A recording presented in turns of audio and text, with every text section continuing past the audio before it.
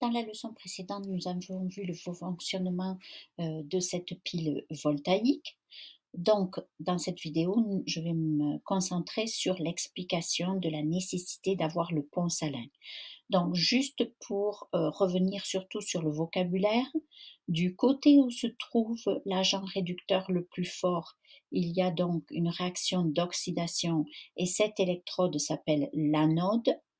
Du côté de l'agent oxydant le plus fort, donc où se trouve les ions cuivre 2, il y a une réaction de réduction et cette électrode s'appelle la cathode. Alors, il va falloir se rappeler de cela. Donc, anode, vous voyez, il y a un N comme négatif, donc ça veut dire que c'est la borne moins de la pile. Si c'est la borne moins de la pile, ça veut dire que les électrons sortent de là. Donc c'est facile à se rappeler du moment où vous savez que l'anode est le côté négatif ici, donc ça veut dire que les électrons sortent ici, donc il y a une réaction d'oxydation, et qui est oxydé? L'agent réducteur le plus fort. Comment se rappeler que cathode, c'est la borne plus de la pile? Ben, vous voyez le T, on pourrait le dessiner un petit peu comme un plus. Donc voilà, vous pouvez vous rappeler que anode, c'est négatif, cathode, c'est positif.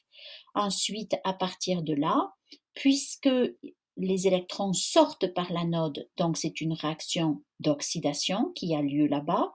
À la cathode, en revanche, il va y avoir réaction de réduction puisque la cathode reçoit les électrons. Comment vous a rappelé? Donc, on a dit l'anode négatif à cause du N, cathode positif à cause du T. Et maintenant, pour oxydation et réduction, si vous ne vous en rappelez pas parce que, bon, c'est quand même assez facile de comprendre que puisque les électrons sortent de l'anode, donc c'est la réaction d'oxydation. Mais sinon, une façon très simple, c'est d'y aller par ordre alphabétique. A vient avant C, O vient avant R. Donc, il faut des réactions spontanées, ça on l'avait vu. Alors maintenant, pourquoi a-t-on besoin d'un pont salin?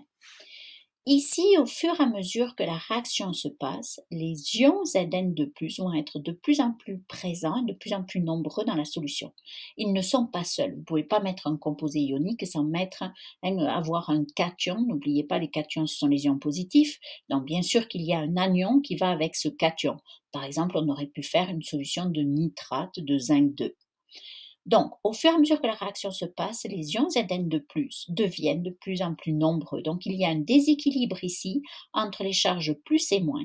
La solution est comme chargée positivement à cause du plus grand nombre de cations.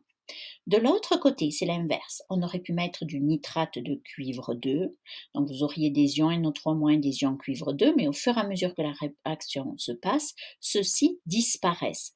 Donc, cette solution a de plus en plus d'anions, finalement, et donc elle est comme chargée négativement. Alors, si elle est chargée négativement, il y a plein d'anions, donc d'ions négatifs partout dans la solution. Les électrons, donc, vont être moins facilement, vont venir moins facilement se déposer ici sur la plaque de cuivre qui est à la surface et qui est dans l'eau. Et ici, donc, on va avoir de plus en plus des ions positifs, donc des cations qui sont dans cette solution, ce qui fait que les électrons auront moins tendance à quitter la plaque de zinc.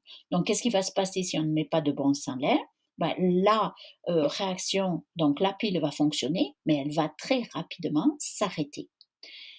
Donc, qu'est-ce qu'il faut faire? Il faut essayer d'avoir des solutions aqueuses neutres à tout instant dans la pile pendant qu'elle est en fonctionnement. Donc ici, il faudrait apporter des ions négatifs. Alors, c'est ce que l'on fait par le pont salin. Dans ce pont salin, vous avez des cloisons poreuses ici en bas.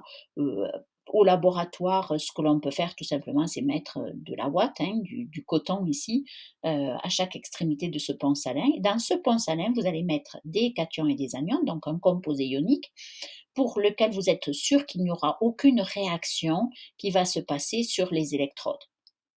Donc un oxydant très faible, un réducteur très qui ne va pas fonctionner. Donc qu'est-ce qui va se passer au fur et à mesure qu'il y a de plus en plus d'ions Zn2+ ici? Eh bien, les ions chlorure vont migrer de ce côté de la pile pour rétablir la neutralité de la solution. Et même chose ici, de ce côté-là. Donc voilà à quoi sert le pont salin.